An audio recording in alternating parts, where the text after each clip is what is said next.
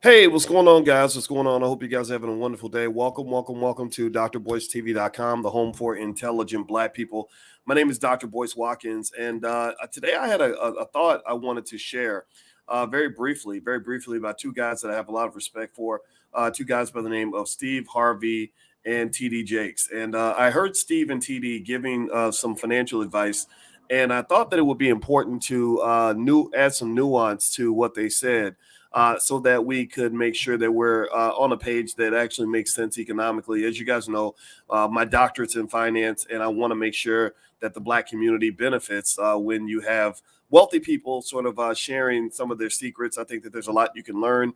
I have a lot of respect for TD Jakes and Steve Harvey. Actually, I know some of you have mixed feelings about these guys, and it is what it is. And I'm not here to police what anybody thinks. More so, rather, I am actually, my goal is to simply say, okay, how do we take this information and take it to the next level?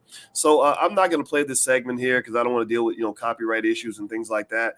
But I'll give you the gist of it. But before I do that, I want to say good morning to Travis and El Haj, Justin Pender, William Byer. Justin's out of New York City. Shout out the city you're from. Let me know what city you're from. Sizzle Capleton, I see you in there too.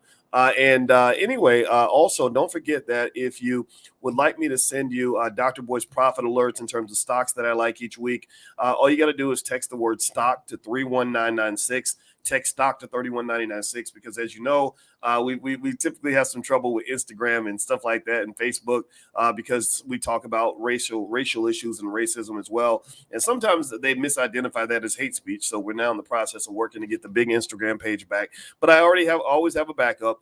And if you want to follow me on Instagram, just follow the Black Financial Channel. We give lots and lots of regular information on that platform as well. And also text the word stock to 31996. And I will not just text you a stock pick of the week, but also I will send you the $5 a day investing plan on how any family of any poverty level can become a wealthy family in less than one generation. It's very easy to do. A 5-year-old could do it. And this is a game changer for everybody. Also, I'll send you a training I did called How to Make Money Without Working. That's very important. A lot of you don't know rich people make most of their money without doing any labor whatsoever. I don't want you to fall for the biggest scam in America. The scam is called a job. And a job is the only place on this planet where you can actually bust your butt and work your behind off for 40 or 50 years and have less money when you finish than when you started. Literally. I mentioned this yesterday. There are newborn babies that have more wealth than people who went to college, got degrees, with $100,000 in debt, and have been working for 40 years. I don't want that to happen to you. Welder says just over broke. I agree. So let's elevate beyond the job. And so if you text the word stock to 31996, I'll send all that to you. Harvey Ellis from Hampton, Virginia. Linda Edwards, good morning from Atlanta. Good morning to you too. Karen Underwood, good morning from Virginia Beach. All right, so let me hop into this conversation. Let me talk about these two guys. I'm gonna just tell you like this. I know y'all have mixed feelings about Steve Harvey and TD Jakes, but let me just say I don't really dislike these guys. Don't get me wrong. I mean, we don't agree on everything, but there are worse people out there. You got celebrities out here that are promoting toxic culture. You got celebrities out here that are getting Black people to do crazy things. You got celebrities out here that are telling Black folks to do things that are not good for them. Well, guess what? These guys, again, even if you disagree, they're not trying to be toxic. They're trying to be helpful, and they do what they do, and that's what it is. But let me tell you what they said that really left me some pause in terms of wanting to make sure that you guys got the nuance of the statement. So I heard TD or Steve. I heard Steve actually first. Steve spoke first.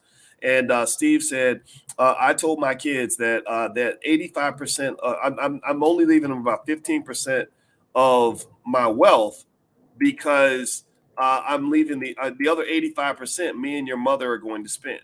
He said, "Me and your mama go spend it. Me and your mama, we going on vacation. Me and your mama, we gonna live our lives. You gonna get about 15%." And then TD comes in and he kind of backs up his statement and he says, with children, it's not what you leave to them that matters. It's what you leave in them that matters. Okay. And let me say this, my lovely wife, who I adore and admire, who teaches me a lot, she happens to be a therapist. And what my wife, the therapist, says is that if you have a disagreement, she says, Boyce, you can't go in with a battle axe every time. You got to let people know you're a nice guy. And she helps me with that because I'm a traumatized Black kid, who was born in the projects, who went through some stuff. So sometimes I come out fighting and people get scared. It makes people very, very nervous. So what I'm going to do is I'm going to start where I agree.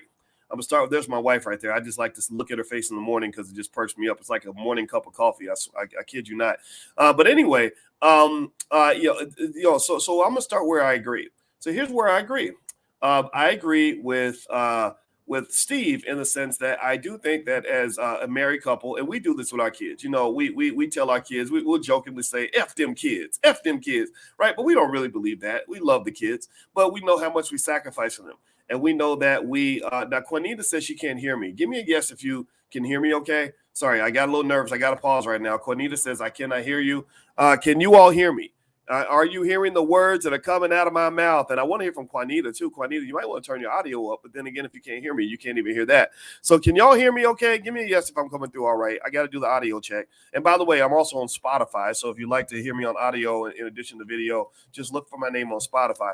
All right, so thank you, Linda and Eugenia and Rita and Bridge. I appreciate you. All right, so I'm going to say that I agree that that couples should make sure that they prioritize themselves in some situations because you don't want your children zapping the life out of you. How many of y'all got kids? How many of y'all got kids? If you got kids, you know what I'm talking about.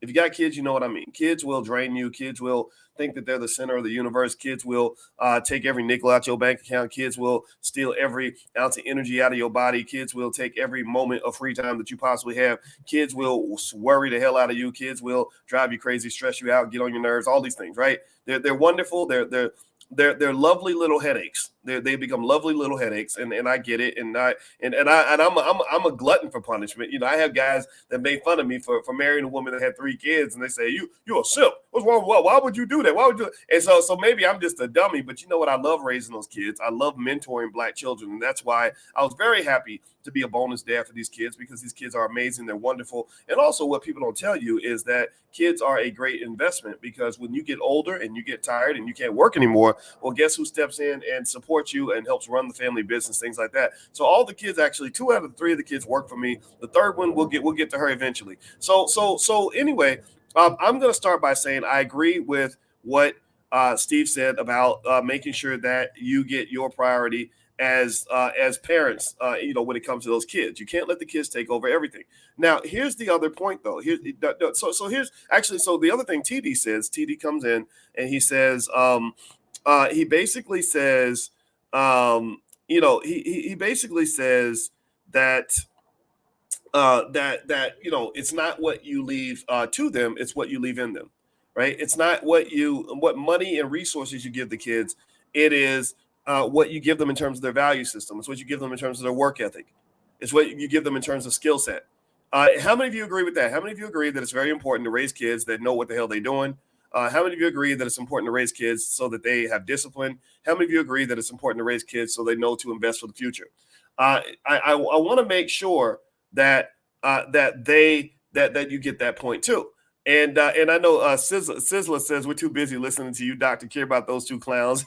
I don't call them clowns. They're not clowns. Remember, one thing I want you to learn about wealth and success, so-called success, is I want you to look at people, even if you disagree, and see what you can learn. Right? Steve Harvey and TD Jakes, they took a different route, to so-called success than say maybe you or I did. Right? I tend to go straight to the Black community in terms of doing things that piss off a lot of white people and it piss off a lot of Black people too. TD's more so in the church. There's more of a tradition there, so there's already a natural audience there. When I reach out to intelligent Black people, I get a lot of people that think I'm being uppity. They don't like that. They think I'm being elitist. I'm not being elitist. I just want Black people to be smart. So I'm building the audience. I'm building the B1 people. I'm building the people that are fearlessly pro-Black, that love themselves, that want to be smart, that want to be wealthy at the same time. So it's not a natural audience. If I was a pastor in the church, it'd be a little bit easier because we've been doing Jesus in the Bible for 400, 500 years. But to say, let's shift generational curses. Let's really critically analyze things. I'm really talking to maybe 10, 20%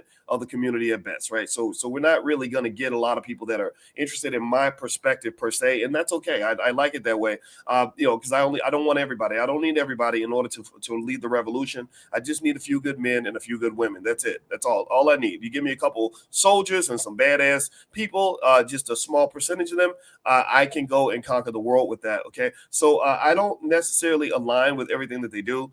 You'll never see me hosting the Family Feud. I would be bored out of my mind. I think, no matter how much money, I just couldn't imagine getting up and going to work every day to host a show like that, right? I will get up every day to do this show because we get to talk about substantive issues, but I wouldn't want to do that. TD Jakes, he's a pastor. I'm not a pastor. My daddy is. Shout out to the pastors, though. Shout out to the Black church. The Black church, as Dr. Claude Anderson says in the book Powernomics, is one of your great economic institutions that you have yet to tap into as Black people. There's so much potential in the Black church in terms of aggregating economics, and I think that we should consider that, listen to that, pay attention to that. All right, so anyway, so here's where I'm going to jump in and kind of correct this. I got a meeting in a minute, so I'm going to be efficient with my words. Before I do that, could you do me a favor and hit the thumbs up button? Thumbs up, share, subscribe. If you have not done that yet, please make sure you subscribe. Also, if you'd like to get stock alerts delivered to your text message, just text the word stock to 31996. You can text stock to 31996. And also my Twitter is Dr. Boyce Watkins and the number 1, Dr. Boyce Watkins 1. So follow me on Twitter at Dr. Boyce Watkins 1 if you'd like to continue the conversation. All right, so here's where I'm going to add to what TD and Steve said. So let's summarize very quickly. Steve says, I'm leaving 15% of my wealth to you, and me and your mother are going to spend the other 85%. TD steps in and says, it's not what you leave to the kids, it's what you leave in them. I agree with both of those statements to a point, but I also have to kind of get off the bus a little bit, and I'm qualified to do that because my PhD is in finance. That's what I do. I've been studying this for a long time. The reason I want to challenge what Steve and TD said is this. The idea that you should spend all your money instead of leaving it to your kids, that's kind of like giving a refund to white people. That's like you build all this wealth, you build $50 million, $100 million in wealth, and then you say, I'm going to take 85 million of that and I'm going to give it right back to you. That's an economic boomerang. That's a problem. That's almost like when people make jokes about reparations and they say that when Black people get reparations, it's going to be a stimulus package for white people. It's going to be a stimulus package for Nike. It's going to be a stimulus package for Gucci. It's going to be a stimulus package for Louis Vuitton. It's going to be a stimulus package even for Walmart.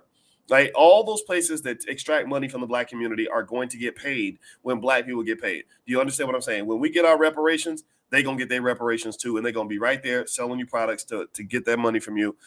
You're going to see a lot of new Cadillacs and Mercedes and Ford Explorers and all kinds of new stuff on the streets because we're going to take that money and immediately do an economic boomerang.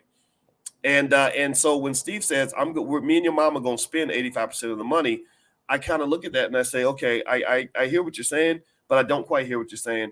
And I know you're Steve Harvey, and I know 15% of your wealth is a substantial amount of money to an average working person. But the reality is that a lot of wealthy families don't operate in that particular way. And so what I would say is that if you're talking about a fortune of that magnitude, what I would say to Steve, if he were my friend, which he probably doesn't want to be my friend because when you critically analyze things, people get mad at you, and it's okay. I don't need to be Steve's friend. I want to be your friend. You matter to me more than he does. No disrespect to Steve, but you guys are the ones I'm here for. And the thing about that is, I would say, okay, instead of 15%, why don't we take half? Why don't we say you and your wife can enjoy half of it? The other half, we leave that, but we don't just leave it all to your kids. Right? We don't just create, a couple of rich Harvey kids that have 100 times, 1,000 times more wealth than the average Black person. How about we take some of that money and turn that into something the Black community dearly needs, which are institutions. We need institutions. You don't have any business. You had more businesses 100 years ago than you have in your community right now because your ancestors had to create businesses because they couldn't get corporate jobs and student loans and affirmative action and all the things that you grew up with. How about we go build some schools? We built some Powernomics training centers where we can train millions and millions and millions of Black kids to be at the height of economic power. When I was on the phone with Kanye West for 10 hours, most of the time I was trying to persuade him to take some of that money that he's wasting on all kinds of God knows what, spending on whatever the hell he spends it on. It's his money. But I was trying to say, let's just take a little tiny percentage of that and let's go develop some institutions in the Black community. Let's go, because I could take 10 million of that, 20 million of that, and turn that into $1 billion worth of infrastructure. Literally, because my doctorate's in finance, I know how to do these things. This is my superpower. That's the Michael Jordan in me. I'm not a Michael Jordan of basketball. I'm a Michael Jordan of finance. So I can do that. I could take a $20-30 million trust fund and turn that into something that educates Black children for the next 400 years. Right? You have these opportunities everywhere. So what I would say to Steve is, I would tell him what I'm going to do with my wealth. Here's what I'm doing with my wealth. I want to be public about this. I'm not going to spend all my money. I'm going to save and invest as much as I can. And the overwhelming majority of my wealth is not going to my children. So I'm similar to Steve in that way. Most of my wealth is going right to you. Most of my wealth is going into this entity called the Black Business School, where we have actually taught over 10 million Black people how to buy their first share of stock. This was without any corporate sponsorship in terms of big mainstream corporations. None of them. They've reached out, but in stuff we don't work with them. And it's despite no support from the government. We don't go to the government. We don't go to the big corporations because we understand that independent Black economic liberation cannot be brought to you by McDonald's. You cannot have the Black freedom brought to you by Walmart or Kmart or Target. Why? Well, because I understand that to whom much is given, much is expected. So what happens is that they give you money and then they tell you what to say. They give you money and they say, oh, that's too radical. They give you money and they say, oh, you need to be extra woke. You need to talk about gay people. You need to do whatever we tell you to do, you're going to do it. And if you don't do it, then we're going to take your money back. So we don't want your money in the first place. So what we did was we took our nickels and our pennies, we turned them into dollars and more than that, and we reinvest like crazy in the Black community. Millions and millions of dollars poured back into the Black community to develop infrastructure, systems, educational processes, things that reach the masses. That's the reason I left the faculty of Syracuse University, is because I saw the internet emerging. And I said, instead of me teaching 30 or 40 white, Jewish, and Asian kids in the classroom, I could be teaching 3 million Black people all around the world the things they want to know about wealth. That's why I'm doing what I'm doing. That's why I'm talking to you right now in this hotel room. That's why the bed's behind me. I know it looks a little corny. I don't care right now because I'm trying to get this point out. Okay. So with Steve, I would say to anybody, it is what you leave in them that matters for sure. So the thing is, it doesn't have to be either or. It doesn't have to be either or. If you are Black, do not think that your children have to be poor like you. Your children don't have to go through the struggle like you. Your children, sure, they're missing some things because what you went through made you great. What you went through made you tough. What you went through made you exceptional. But that does not mean your kids have to go through the same type of pain and suffering. Right. So because the thing is, your children might have an opportunity to build something that's stronger than anything you ever built. If I've got millions to leave behind, I want somebody to take those millions and turn them into billions. So I'm not going to short circuit that process by saying, well, I'm going to just spend 85% of the money and then leave you some scraps and you're going to have to start all over. And maybe if you're lucky, you'll catch back up and be where I was when I died. No disrespect to Steve, but I don't think that's the best approach. I would say, look, I ran the baton. I watched the USATF Nationals this weekend. Shout out to Sha'Carri Richardson, who has made an extraordinary comeback. Y'all got to go check it out. She's officially the fastest woman in the country right now and could be the fastest on earth. So Sha'Carri comes in and she's killing it. Well, you know what? When they're on that relay team, you don't run half the race and then say, oh, you know what? I don't want to lead. I don't want you to benefit from all my hard work. So what I'm going to do is I'm going to run half of it. And then I'm going to stop right here and I'm going to give you the baton. In fact, I'm going to get to the finish line. Then I'm going to turn around and go backward 100 meters just so you can earn it. I need you to earn it by running the extra 100 meters. Instead of taking advantage of the hard work and the speed I have, I'm going to have you start where I started or a little bit past where I started. I'm going to give you a little bit. Instead of giving you the whole 100 meters that I ran, I'm going to give you 15 of that. And then you need to run 185 meters in order to catch up. So what I'm saying to you is that, yes, TD is 100% correct. You have to leave something in them. In the Black Business School, our model for children, we turn our children into future millionaires. Our program, literally, our training camp for kids, is called Black Millionaires of Tomorrow. It's blackmillionairesoftomorrow.com. And we make sure that your children have a financial literacy level that exceeds the average college-educated adult. And the reason we do it that way is because we believe Black children should be exceeding everyone else, not just equality. We don't talk about equality. I don't understand who told you that being equal to white people was somehow the pinnacle of success. I don't know who told you that being equal to white people means that you have reached all the goals that you should be setting in life. I don't know who told you that when you tell the white man, well, you done made it now. You done made it now. No, you might have, maybe you're supposed to be smarter. Maybe you're supposed to be better. Maybe your kids are supposed to go beyond white people, Asian people, Jewish people, and everybody else. Maybe you're supposed to be ahead. Maybe they're supposed to be learning from you instead of you learning from them. So in Black Millionaires of Tomorrow, there's a URL on the screen if you want to take a look. I'm as a professor of finance, I just took it in the most advanced financial concepts in real estate, entrepreneurship, investing, etc., and I chopped it up and made it into economic baby food, intellectual baby food. I said, let's feed the babies. Let's feed them when they're 3, 4, 5, 6 years old. So by the time they're 18, they're already on top of the game. And as a result, we have kids that are 12 that are making more money than most adults. We have 15-year-olds that have made over $1 million. We have children all around this country that are running businesses. Some of y'all got those kids running businesses, YouTube channels, all kinds of stuff, and making an absolute killing. So at the end of the day, what I'm saying to you is, yes, it is what you put in them.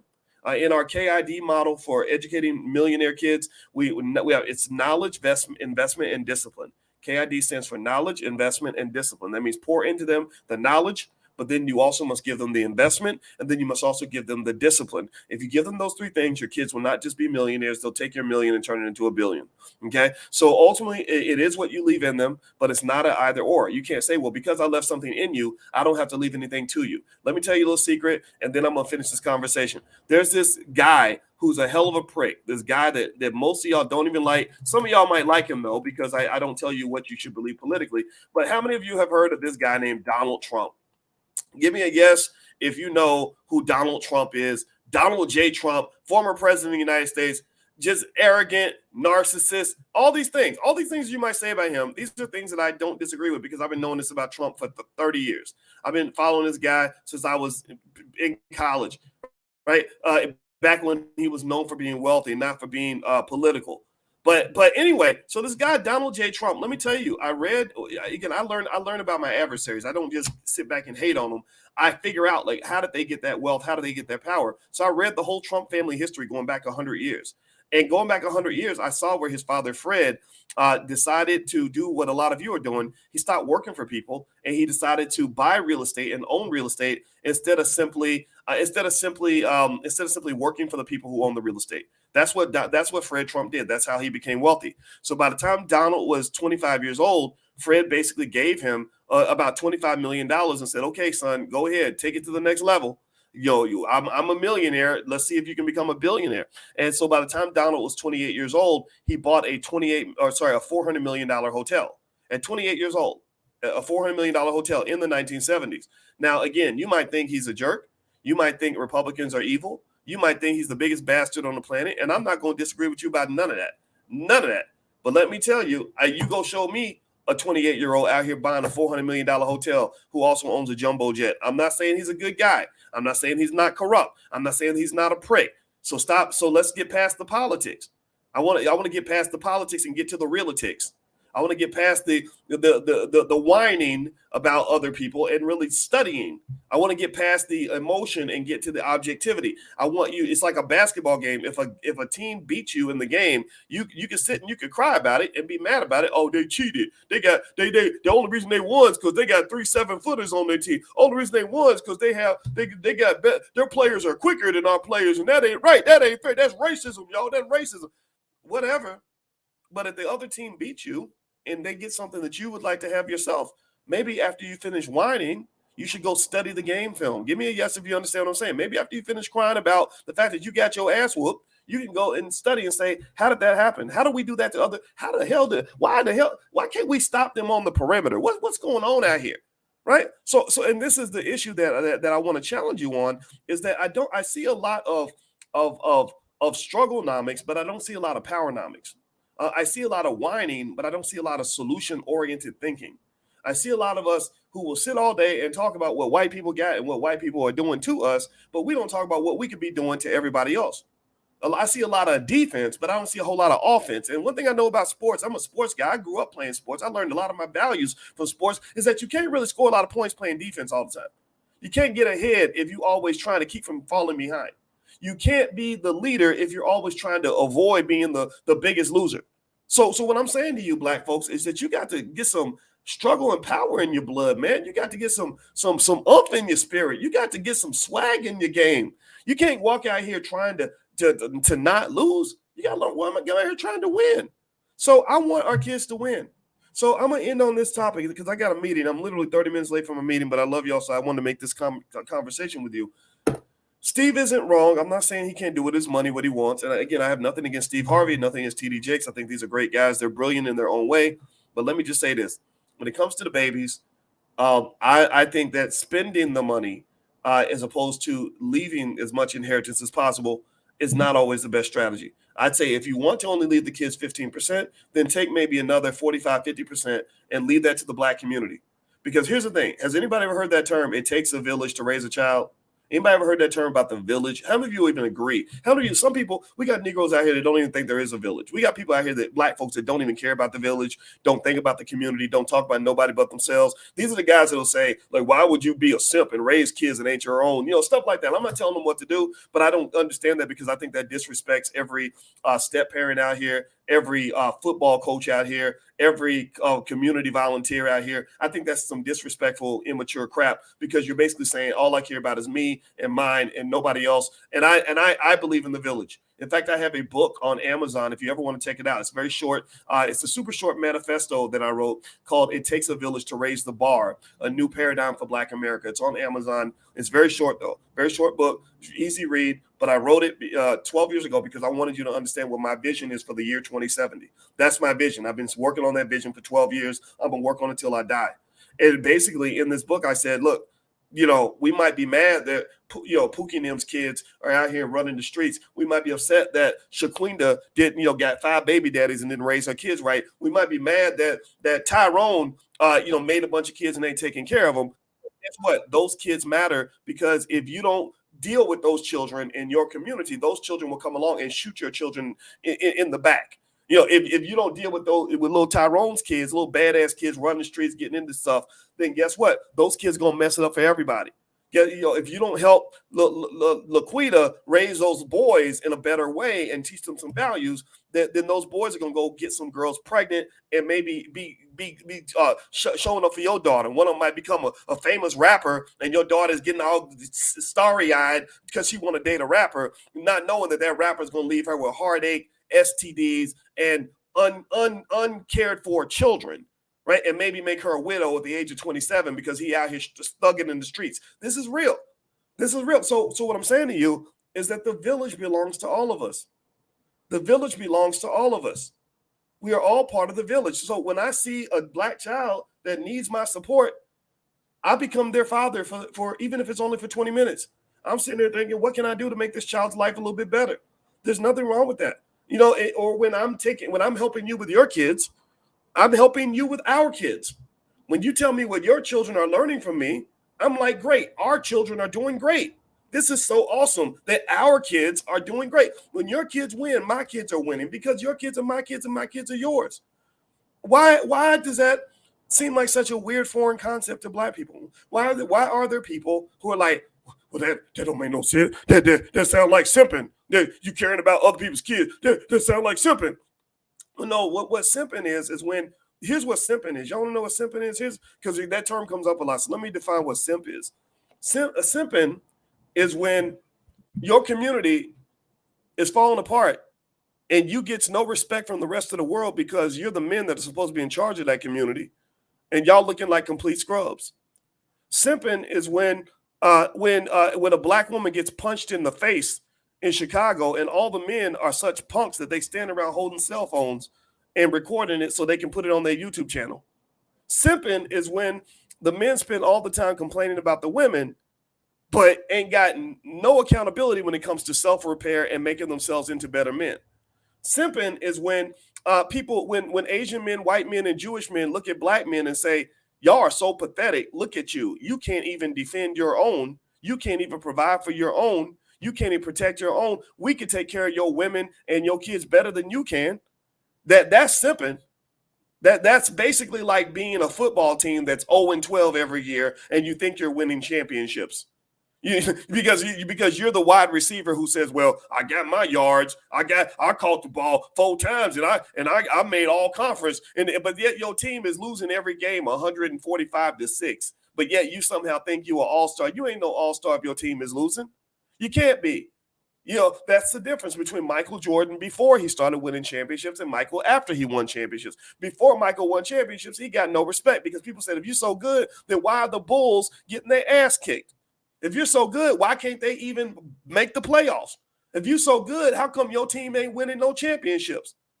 Down the street, the Detroit Pistons had a bunch of mediocre players. I'm going to be honest with you. I know you might be from Detroit. I don't want to hurt your feelings, but those players were not that great. They were okay. They weren't. Dumars was good. Isaiah was good, but you had guys like Bill Laimbeer who were complete scrubs, but they were winning championships. You know why they won championships? Because the bad boys showed up for each other. The bad boys held it down for Detroit. The bad boys came with energy that said, I may not be a great basketball player, but I can punch you in the jaw and clear a pathway so Dumars can get an open shot. Dennis Rodman said, I can't shoot the ball, but I can get every rebound and frustrate you to the point where you're going to get ejected because you're going to want to fight me, right? So they showed up as a team. They showed up as a team. They showed up as a team. Black people, if you want to win, you must show up as a team. Give me a yes in the chat to let me know you're hearing what I am saying so I can finish this conversation and know that I did something good today for somebody. I just want to know that when I walk away, that I didn't waste my time because I'm 30 minutes late for a meeting. I'm going to be apologizing. I'm texting to say, hold on, I just need one more second to finish this to finish this podcast because God gave me a message today and I got to share it with you. And that's what I'm doing right now. And I hope that this is helping you. If you don't show up as a team, then you cannot win the game of global economic warfare because wars are not won by individuals. Wars are not won by selfish people. Wars are not won by one super Negro. Wars are won by armies. You must have an army that shows up.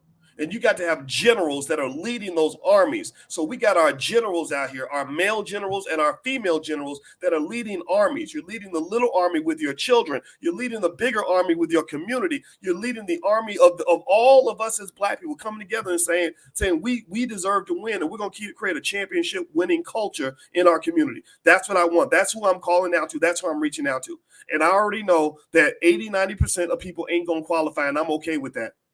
Because all I'm trying to do is mobilize that 10-15% of you that get what I'm saying. Everybody else, they can just watch. So that's it, guys. That's all I got to say today. I don't have anything else to say. Steve Harvey, TD Jakes, if you see this, love you guys. I have nothing against you. I don't want this to be taken as criticism. I just wanted to supplement that advice. They are both right. It is what you leave to them, but it's also what you leave in them, and you must do both. If you do both, then guess what? That child takes your 10 million, and they turn it into 100 million. They take your 100 million, they turn it into $1 billion. But also, the most important thing we must do in the next generation to build this wealth. I'm speaking as a finance PhD on this topic. This is what I do. We need infrastructure. We need businesses. We need systems. We need schools. We don't need more jobs. If next time I hear a politician talking about Black people just need jobs, I'm going to strangle somebody. We do need jobs. Yes, jobs are important, but those jobs have to be created from a source of people that love you, not from the source of people who hate you.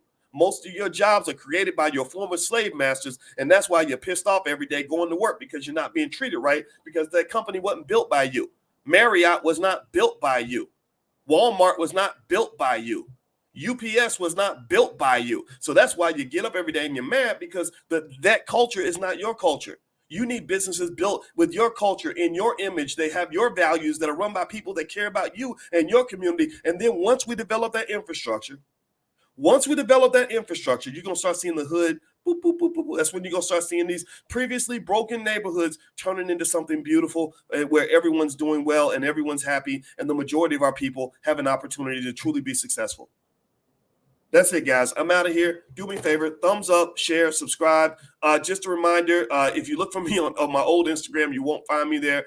Sometimes I get banned. It happens. That's life. I do have a big one, though, at the Black Financial Channel. You can follow me at the Black Financial Channel on Instagram. I go on there every day. I'm constantly posting content. So follow the Black Financial Channel. Also, if you text the word stock to 31996, I will send you a stock pick of the week. Every week, I will send you, they call them Dr. Boy's Profit Alerts. So I will send you Dr. Boy's Profit Alerts So just text the word stock to 31996 if you would like to receive that. I'll also send you the $5 a day investing plan. I will send you the training on how to make money without working. I will send you a list of AI stocks right away that I think are going to do well in the future, because I want to see you wealthier, smarter, and happier.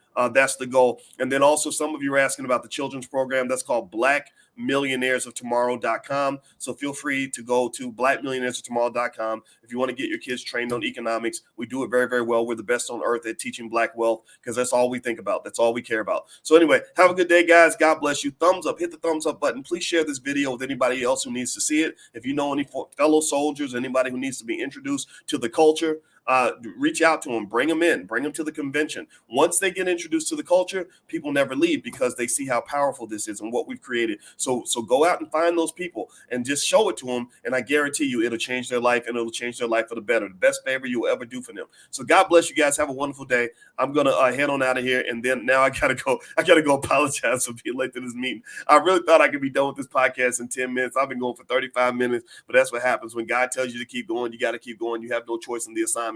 So I love you guys. Have a wonderful day. I'll see you soon. Peace.